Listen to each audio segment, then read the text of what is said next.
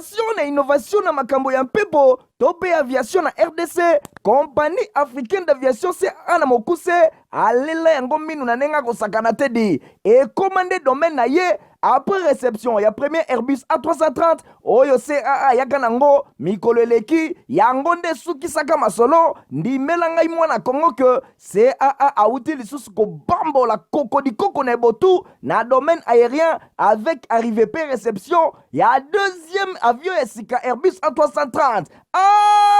Airbus A330 deuxième frappe yango yo ya mokwake na mapate RDC ya boebondi melangai ke mon côté na terrain po ezala nanu te ekomi lelo ntimba na nzuzi veut dire mapasa Airbus A330 ba avion ya mokwake ya liboso eyaka yango yo bozwa lix eza nango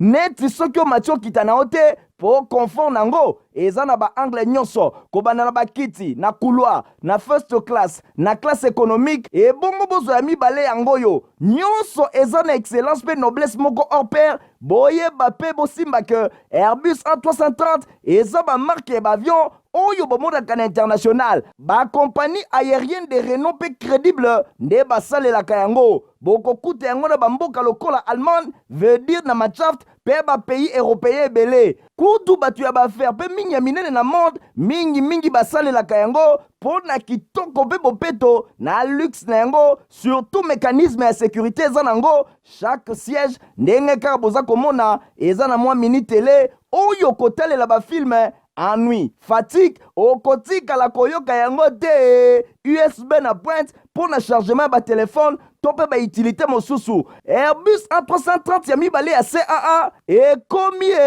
eza na deux classes first class pour na bino ba grand monsieur na ba grande dame pe ba personnalité misusu ebele avec 36 sièges classe économique pe ezali po na bino bosalaka baaffaire pe bato nyonso ba amoureux ba voyage avec 267 sièges mokoka sala voyage na ba meilleures conditions ndenge nanu ezala te avec Airbus A330 ya mibale ya CAA avion ya sika oyo euti kokoma ekwei deja na mabele timba na nzuzi lelo mibale moko te na Congo bana Congo pe bapaya basepeli oui CAA mfumu na ba innovation deuxième avion Airbus A330 yango ekomi.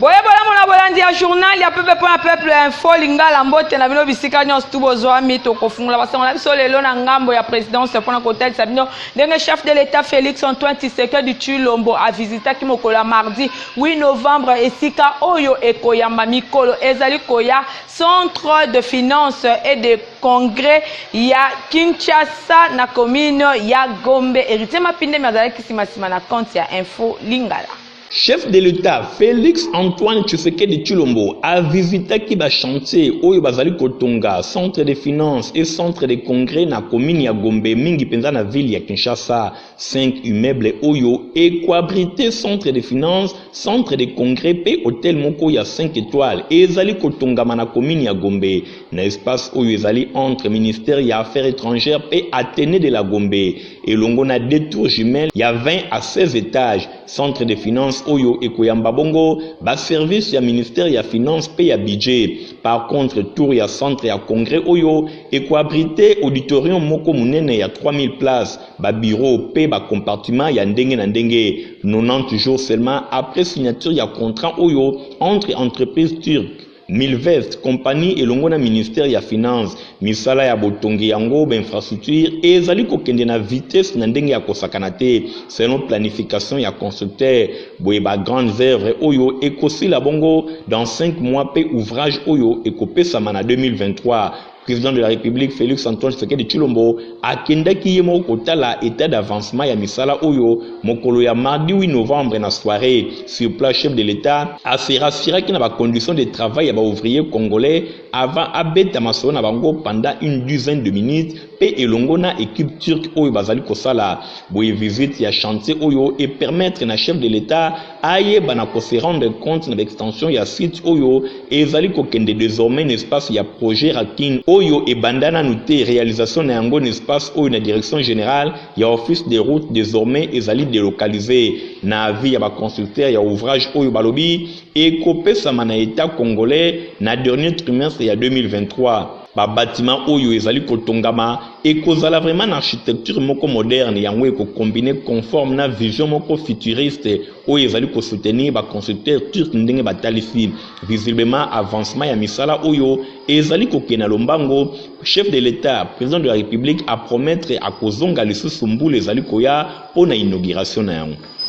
Totika présidence tokende bongo na chambre basse ya parlement pona kotalisa bino ndenge na plénière ya mardi 8 novembre 2022 ba député ba boyi intégration mixage pe brassage ya ba élément rebelle na armée bolanda ba détail nango elongo na héritier Mapinde. Assemblée nationale, aboyi intégration, mixage, brassage d'éléments rebelles, boy désormais ezali clair point de vue oyo ba placer bongo armée nationale pour na élément ba outil ici na ba groupes armés pe ba terroristes. Assemblée nationale aboyi yango ezalaki bongo na plénière ya mardi 8 novembre 2022 recommandation oyo ezalaki adopté na ba honorable député nyonso. Après économie ya texte ya projet ya loi ya ratification ya prêt ya crédit ezalaki présenté et pa ya ministre ya finance Nicolas Kazadi. Débat moko ya makasi salemaki pe ba recommandation ya chambre basse ya parlement si proposition ya bureau bo bazali kolobela interdiction ya ko intégrer pe ko mixer to ko brasser ba élément ya ba groupes armés to ba terroristes na armée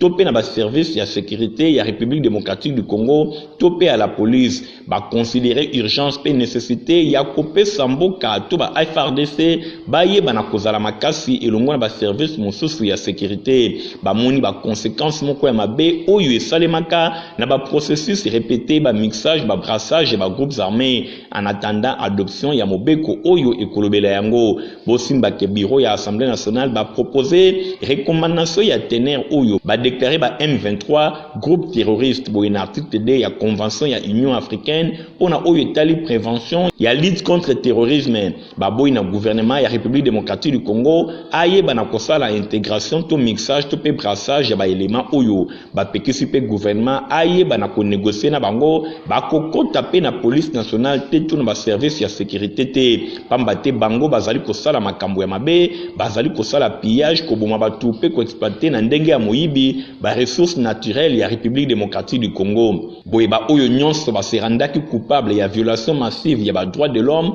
ba crimes sexuels ba crimes de guerre ba crimes contre l'humanité ba massacre ba traitement cruel inhumain pe dégradant natina ya population bango bazali soutenir et pas ya armée étrangère ndenge Christophe Mboso Nkodi Mpwanga atalisi na suite exposé 25 ba député nyonso ba sepel na makambo oyo pe débat esalemaki pona ko se prononcer na réponse ba préoccupation oyo. Numéro 1, il y a chambre basse, il y a parlement, à talisi que, na respect, il y a souveraineté, et intégrité territoriale, il y a République démocratique du Congo, RDC, a obligé à vivre na Kimia et Longo na 9 voisins na ye. Natina wana de chef de l'État Félix Antoine Tshisekedi Tshilombo, azali ko agresser Mutute, azali ko agresser l'État voisin te, azali vraiment na posa Kimia eye bana koza na sous-région. Kasi RDC oyo ayambaka bato na Kimia, tango nyonso azali komona ba frontière na ye, ba élément ya mabe bazali kokota pona kosala mobulu ya ndenge na ndenge. Christophe Mboso Nkodi a encouragé dialogue ya Nairobi misale salemaki kuna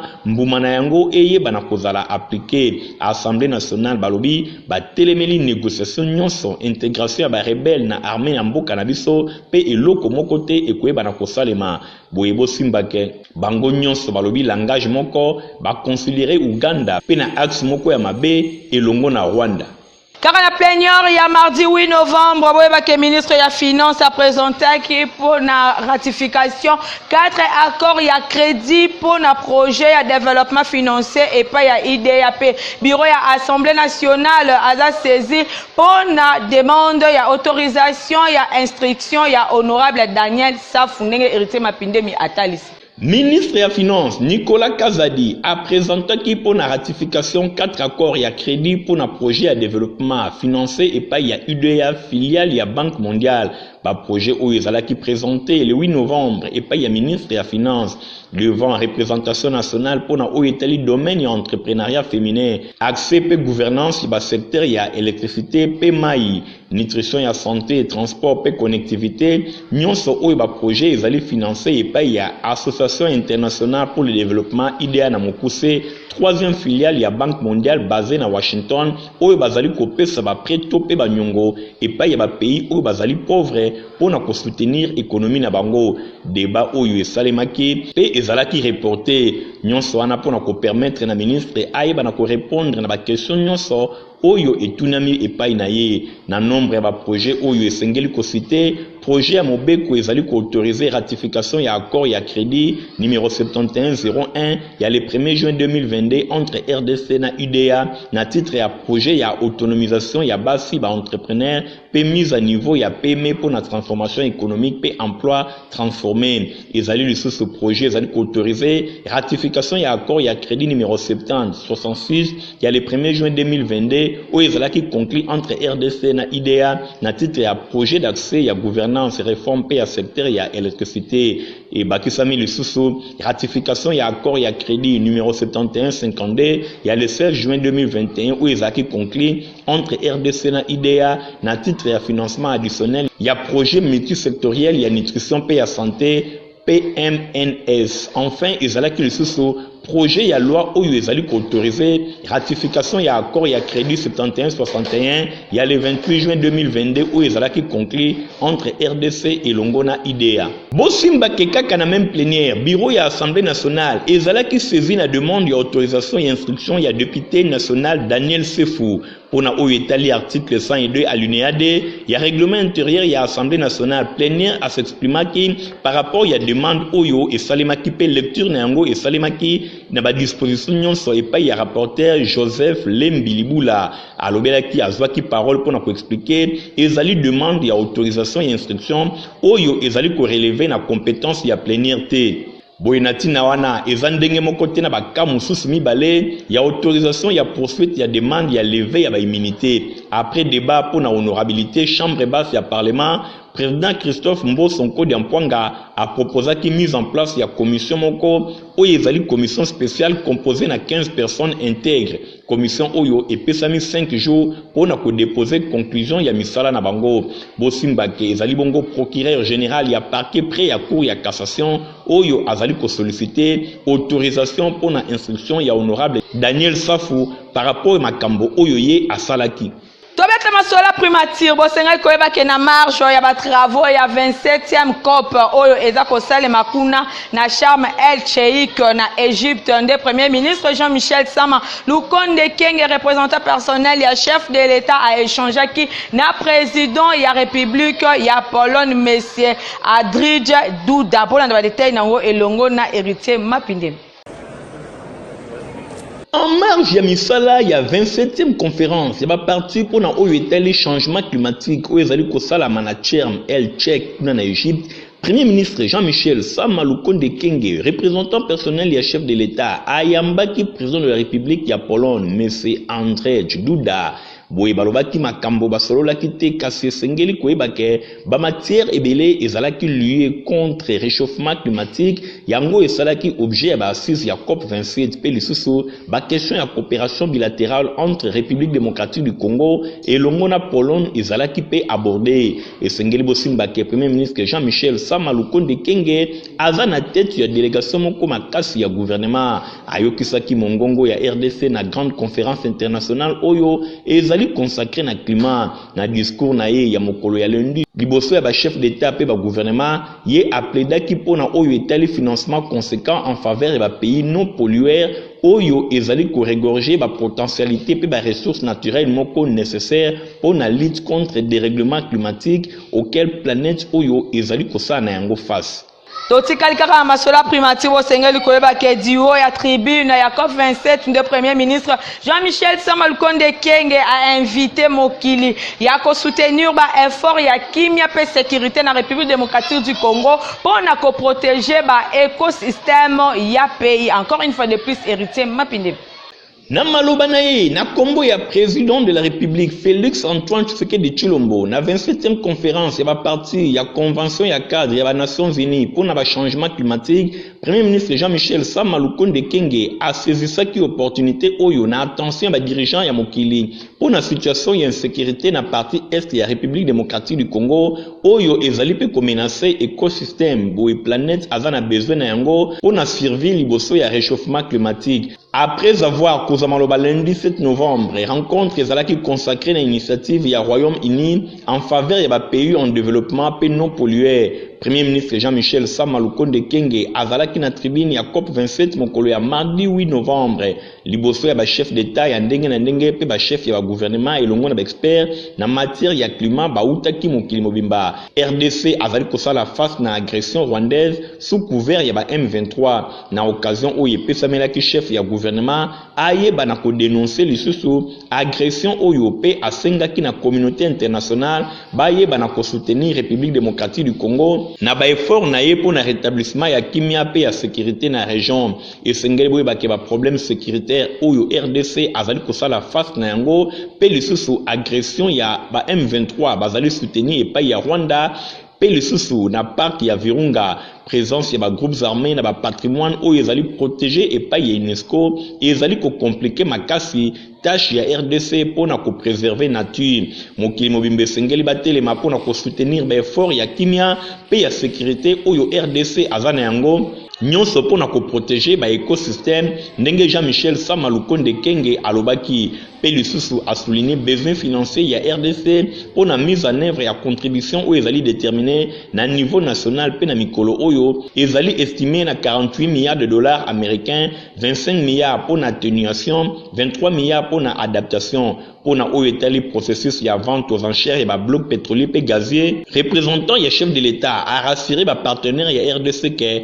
mboka ekotia nyonso en œuvre pour na kobatela biodiversité pe ko respecter ba normes environnementales pe sociales vision ya affectation ya ba revenu oyo et kozala exploitation ko permettre mingi pour na ko améliorer ba conditions de vie ya population a démontré qui peut le sous apport non négligeable ya RDC na ba effort ya planète na lutte contre le réchauffement climatique Samalukonde Kenge azwaki ba mokaka pour na kosenga appui financier conséquent pour la République démocratique du Congo. Bosimba ke bazamba ya bassin du Congo ezali ko couvrir superficie ya 268 millions d'hectares boekati na yango 155 millions d'hectares oyo ezali ko se retrouver na République démocratique du Congo soit environ 62% mobimba ya superficie pour na stock ya carbone sur pied bazali ko estimer na 24 gigatonnes pe minimum ezali bongo RDC azali ko héberger ba fourbière ba stock ya 30 gigatonnes ya carbone pe le sous na potentiel na réseau hydroélectrique oyo ezali estimé na 150 gigawatts boye ko compter les sources ba gisement ba métaux ba stratégique pour na likambo etali cobalt lithium cuivre manganèse pe bongo na bongo. Pour na état de situation sécuritaire na Est République démocratique du Congo bosengeli koyeba ke ba FRDC baza ko récolter succès moko ya makase pa yuapi ba botoli ba localité ebele na territoire ya Rutshuru na oyo ezalaki na maboko ya ba M23 ndenge héritier mapindemi atalisi. Mardi 8 novembre, ezalaki malamu te pona ba rebelle ya M23 na ba localité ebele na territoire ya Rutshuru na province ya Nord Kivu. Pambate ba FRDC ba bombardaki ba position ya ndenge na ndenge ya ba rebelle ya ba M23 oyo ba komi vraiment en débandade. République démocratique du Congo to ba FRDC na sima ya kozwa quelques avions de chasse et pesi panique na ndenge ya kosakana te na tango ya kosala reconnaissance déjà ba M23 ba komaki kolenga bongo tango ba FRDC ba ratisaki ezalaki eloko moko ya malamu pambate ba position ebele ya ba M23 ba tikitiki ba kimi ba abandonner même ba armes pe ba munitions na bango oyo nyonso bazalaki na yango ndenge moko ya ba officier ya FRDC azali kotalisa na micro ya Info Lingala. Ils ont pris la fuite vers le parc national de Virunga et probablement vers le Rwanda et d'autres vers l'Ouganda. Nous sommes en train de faire le ratissage à l'intérieur des limites nationales pour voir s'ils ne se cachent pas encore dans les forêts. Mais ce que nous savons est qu'ils ont pris la direction des pays voisins. Et la population de Rutshuru, nous l'avions déjà annoncé que nous étions prêts, nous étions en train de compatir avec elle durant toute une année qu'ils ont enduré avec la rébellion du M23, avec toutes ces exactions. Et maintenant, elle est libérée. C'est un soulagement et c'est une victoire pour tous les Congolais. Et kozala malamu boye République démocratique du Congo esengeli ezala respecter ba frontière na biso tango nyonso te esengeli ba sakana kana yango décision oyo ba FRDC bazwi ba kendeti na suka ba sokola bisika nyonso oyo ba terroriste bazali kobombana pona konyokola population. Tokende bongo na province ya Haut-Uele pona kotalisa bino ndenge ba étudiant babimaki na nzela mercredi 9 novembre pona ko dénoncer agression rwandaise na RDC epai wapi bapesaki gouverneur Christophe Baseane nanga na nzela ya directeur ya cabinet na ye Jean Ngelia memorandum oyo ba adressé yango epai ya chef de l'État Félix Antoine Tshisekedi Tshilombo. Babimaki na 4 coins ya ville ya Isiro bango banani coordination provinciale ya ba étudiant ya Haut-Uele na message c'est moko na monoko des approbations ya ba agression rwandaise na République démocratique du Congo via rébellion ya ba M23 na mobilisation ya makasi batambolaki lokola motomoko na esplanade ya gouvernorat ya province kuna babelelaki na mongongo makasi accompagné na memorandum na bango na maboko. Les tons et faire attendre le voir à toutes les instances et bien focaliser les attentions sur la situation de la guerre agressive faite par le Rwanda, l'Ouganda et ses alliés à l'égard de notre pays par les canaux de plusieurs groupes rebelles patriotes. Les M23, les ADF, pour faire face à cette calamité, nous demandons l'implication de tous les citoyens congolais, les étudiants, car nous voulons la paix sur les candidats du territoire national. Après réception ya memorandum na bango oyo ba adressaki yango epa ya chef de l'État Félix Antoine Tshisekedi Tshilombo de directeur ya cabinet ya gouverneur Christophe Baseane nanga a rassuré bango boye. Le gouverneur de province, constitutionnellement parlant, en tant que représentant du chef de l'État, président de la République, va transmettre aujourd'hui même votre mémo à l'autorité suprême du pays. Lokola motomoko Haut-Uele ya Christophe Baseane nanga batomboli mongongo pona ko rejoindre oyo ya ekolo mobimba epai wapi balobi non na ba M23 na ba pare na bango ndenge baza konyoko la population ya Est. Secrétaire permanent adjoint ya parti Lumumbiste unifié Palou na Mokuse Robert Ngambu Nganzama azalaki dimanche 8 novembre eleki kuna na commune Yangaba epai wapi akendaki ko mobiliser ba base na bango. Michael Bristoto azalaki kuna na compte ya Info Lingala. Akitaki awa na commune Yangaba accompagné n'esprit Lumumbiste ndenge za la kaka Robert Ngambi Ganyama, secrétaire permanent adjoint et membre ya bureau politique ya Palou, dirige avec impact pe idéologie et pa ya Willy Makiashi yoka ezalaki banzembo kakate nde elandaki na kokota na lieu ya cérémonie mais ezalaki nde suka na tonnerre ya konono ya bamama ya Fazulu.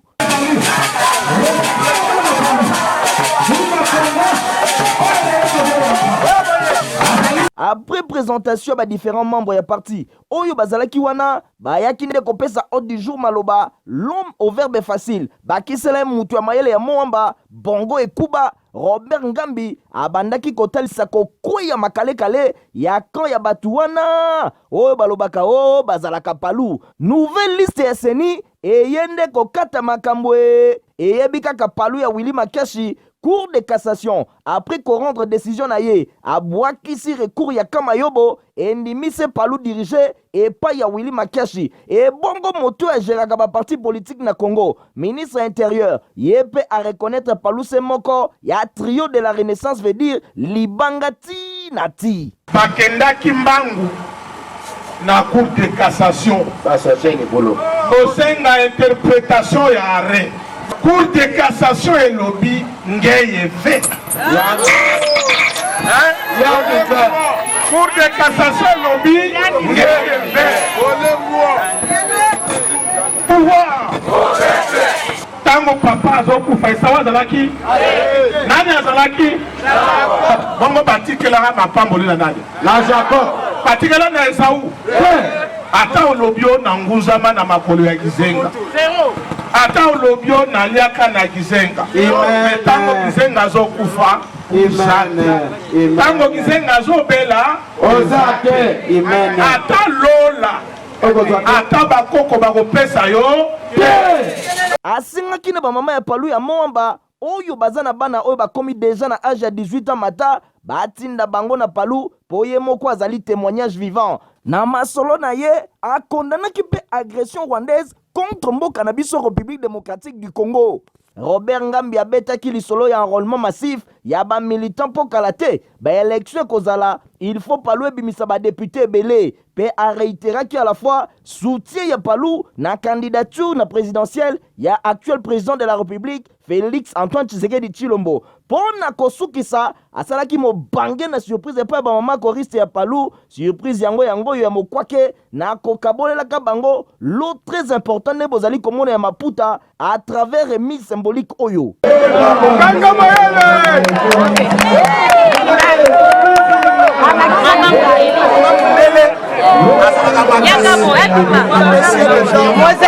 Moamba boza déjà prévenu pour mutu ya volcan ya mutu ya mayele ya Moamba ezali koya tala mutu kuti na ve olingo kima kokima nanu te zalawana na so mosusu basengali kobaka fondation Eric ezosala misala kitoko mingi penza koleka na commune ya Kimbertier bolanda reportage oyo Nathalie Kaila Kapenda asigné pour la bino.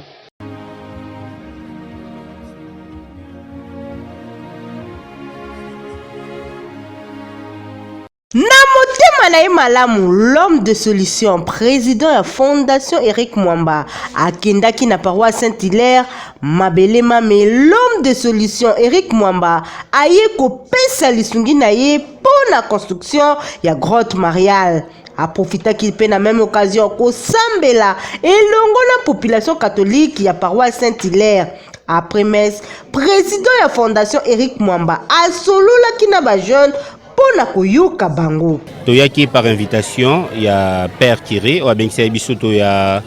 représenter jeunesse et surtout nde tolobaki jeunesse na ba difficulté belé. Jeunesse a tsango surtout bazana ba problème belé. Tozoya toza ko apporter un petit plus na jeunesse. Donc yango zalaki tête à tête na ba jeune,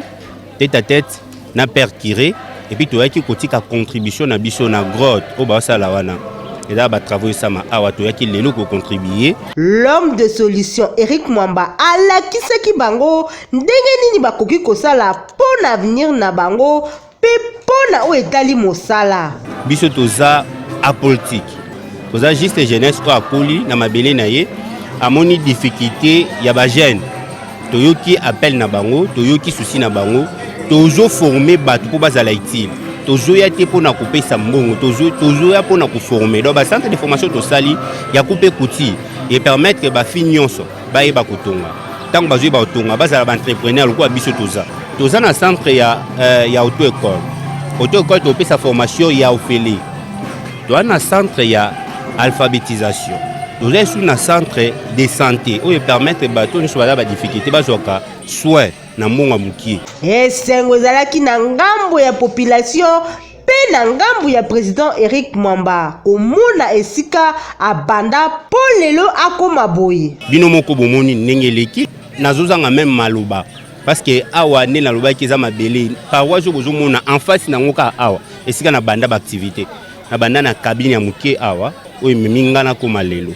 nde yango naza ko encourager ba jeune nyonso ya Kimbantie ke ba jeune nyonso ya Tsangu ba rivaka ba koma lokolo Eric Mwamba c'est que za moko qui cité c'est que za moko musala papa kolemba te bana Kimbantie ke bazana bosenga na yo po soki okoti makambo na bango nyonso ekomaka pepele pe kitoko solution emona na kambala moko boende Nelema onde pesinga nzela na boucle journal ya peuple pour na peuple merci mingi na Emeka Chimanga wazaki na sima caméra édition sima maki na Nathalie Kaila Kapenda montage sima maki na Fabrice Lundombi journal ya peuple pour na peuple zaki coordonné et pas ya Stéphane Kande info lingala et ça toujours supervisé et pas na moko héritier mapine mbandeko botka malamu ngala bino to kutal mikolo saliko ya au revoir. Innovation na makambo ya mpepo tope aviation na RDC compagnie africaine d'aviation c'est ana mokuse alela yango minu na nenga kosakana tedi e commandé domaine na ye après réception ya premier Airbus A330 oyo CAA yaka nango mikolo eleki yango nde sukisaka masolo ndimela ngai mwana Kongo ke CAA auti lisusu kobambola kokodikoko na ebotu na domaine aérien avec arrivée pe réception ya deuxième avion ya sika Airbus A330. Airbus A330 deuxième frappe yango yo ya mokwake na mapate RDC ya boyebondi melangai ke mon côté na terrain po ezala nanu te ekomi lelo ntimba na nzuzi veut dire mapasa Airbus A330 ba avion ya mokwake ya liboso eyaka yango yo bozwa lix eza nango neti soki omati okita na yo te po confort nango eza na baangle nyonso kobanda na bakiti na couloir na first class na classe économique ebongo bozwa ya mibale yango yo nyonso eza na excellence mpe noblesse moko hors pair boyeba mpe bosimba ke Airbus A330 eza bamarke ya baavion oyo bomondaka na international bakompagnie aérienne de renom mpe crédible nde basalelaka yango bokokuta yango na bamboka lokola Allemagne veut dire na Machaft mpe bapays européen ebele kutu bato ya baaffaire mpe mingi ya minene na monde mingi basalelaka yango mpo na kitoko mpe bopeto na luxe na yango surtout mécanisme ya sécurité eza nango chaque siège ndenge kaka boza komona eza na mwa mini tele oyo kotalela bafilme ennui fatigue okotikala koyoka yango te USB na pointe pour na chargement ba téléphone to pe ba utilité mosusu Airbus A330 ya mibale ya CAA ekomi eza na deux classes first class pour na bino ba grand monsieur na ba grande dame pe ba personnalité misusu ebele avec 36 sièges classe économique pe ezali po na bino bosalaka baaffaire pe bato nyonso baamoureux ba voyage avec 267 sièges mokoka sala voyage na ba meilleures conditions ndenge nanu ezala te avec Airbus A330 ya mibale ya CAA avion ya sika oyo euti kokoma ekwei deja na mabele timba na nzuzi lelo mibale moko te na Congo bana Congo mpe bapaya basepeli oui CAA mfumu na ba innovation deuxième avion Airbus A330 yango ekomi